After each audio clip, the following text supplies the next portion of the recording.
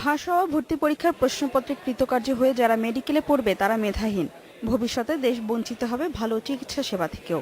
এমন যুক্তিতে পুনরায় ভর্তি পরীক্ষা নেয়ার দাবি শুধু আন্দোলনরত শিক্ষার্থীদের নয়, যারা ডাক্তারি পড়ছেন তাদেরও।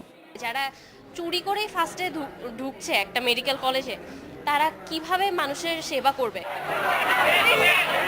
কেন্দ্রীয় শহীদ মিনারে টানা ৯ দিন অবস্থান নেওয়া শিক্ষার্থীরা মিছিল নিয়ে টিএসসি রাজু ভাস্কর্যের সামনে আসে। পরে শাহবাগে যেতে চাইলে পুলিশের সাথে সংঘর্ষ বাধে। এ সময় আটক করা হয় ৯ জনকে। পরে ঢাকা বিশ্ববিদ্যালয়ের ছাত্রফ্রন্টের প্রতিবাদ মিছিলে পুলিশ বাধা দিলে আবারও সংঘর্ষ বাধে। আটক করা হয় ছাত্রফ্রন্টের বেশ কয়েকজন কর্মীকে।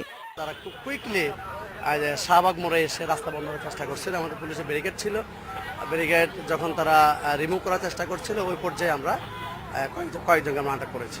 পরে কেন্দ্রীয় শহীদ মিনারে এক সংবাদ সম্মেলনে আন্দোলন চালিয়ে যাওয়ার ঘোষণা দেয় শিক্ষার্থীরা। মেডিকেলে পুনরায় ভর্তি পরীক্ষার দাবিতে ঢাকা ছাড়াও বিক্ষোভ হয়েছে চট্টগ্রাম, বরিশাল, ময়মনসিংহে। এদিকে শিক্ষামন্ত্রী নুরুল ইসলাম নাহিদ জানান, মেডিকেল ভর্তি পরীক্ষার বিষয়ে অভিযোগ খতিয়ে দেখবে স্বাস্থ্য মন্ত্রণালয়। প্রশ্নপত্র ফাঁস করার সাথে, অনিয়ম করার সাথে যে শিক্ষকই জড়িত হবেন তিনি শিক্ষক না, তিনি শিক্ষকের কুলাঙ্গার, তার বিরুদ্ধে আইনি সব ব্যবস্থা নেওয়া হবে।